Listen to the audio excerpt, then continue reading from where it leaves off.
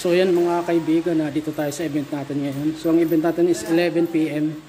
Yan, so event party. Party lang to after event ng kasal. Alright. So dito tayo sa may Malolos. Yan, ang dilim pa ngayon kasi wala pang tao eh. Yan, kakarating lang namin. Hi vlog, welcome to my guys. Ayan, kakarating na namin dito. Sa may Jade Farm and Resort yun, binuksan yung ilaw. Yan. Dito lang pala, alak lang pala. Ito tayo ngayon dito sa farm. Ito yung swimming pool oh.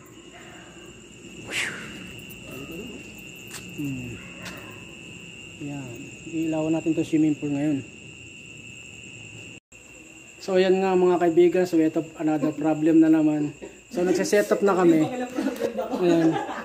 So nagsiset up na kami. Tapos ngayon dalawa pala yung nabook ni sir nung client na sound system. Yan, dumating din yung isa taga Baliwag. Dumating din yung isang sound system. Magsiset up na rin sila. So yan, sana maareglo doon sa mayari na magawa ng paraan to. Ayan. So kanya na sa biyahe, nagkaroon na kami mga problema. Muntik na kami madisgrasya, lumusong kami sa baha. Tapos ngayon, ito naman dalawa yung sound system na binok. Ayan.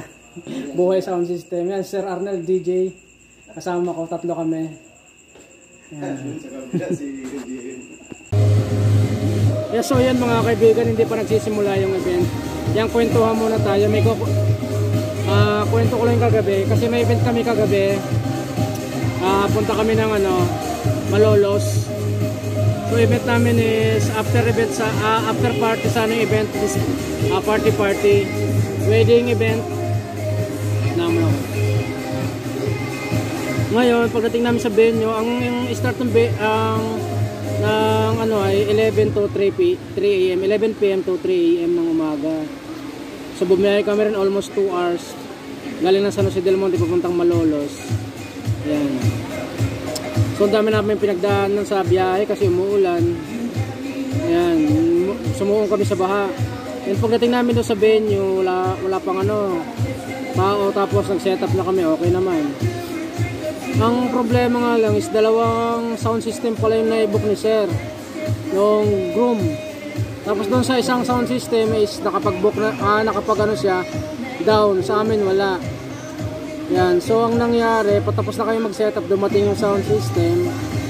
And then yun, nagkasundo naman kami ni sir na sila na lang ipatutugtugin. Tapos kami, bibigyan na lang kami nung kalahati nung payment nung napag-usapan namin package. So yung naibigay na sa amin ni sir, mabait naman si sir.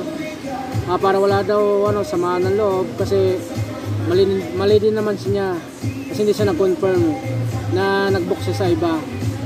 Ayan. So binayaran niya kami ng mahigit pa sa kalahati. Ayan. So yun nangyayari talaga sa mga event na pagkadating sa dalawa yung nabubuk na sound system. Yan, pangalawang beses na nangyari sa akin yun. Yung una, wedding din, so dalawang sound system kami tumugtog.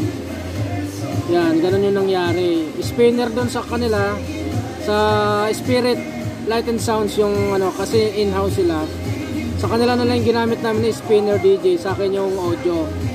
Tapos nagdagdag sila ng ilaw para dalawang sound system yung ginamit. Yan. So share ko na lang yung experience kung ganun sa larangan ng Light and Sounds. So napakaraming mga darating na mga experience natin. So kailangan maging lang tayo, mahinahon. Yan, ganun lang gagawin natin. As long as maaari, wag tayong ma-high blood o kaya magagalit sa client na gano'n na nangyari. So idaan natin lahat sa mabuting usapan. Yan, so para na rin sa ikaayos ng Light and Sounds mo kasi masisira pangalan mo pag nakipag-away ka po sa client kasiraan mo rin yon. So yun lang may papayo ko sa mga makakaranas ng mga ganong system setup na pagdating mo sa event may dalawa pala kayong nakabook, pwede pag-usapan na maayos. Okay, alright.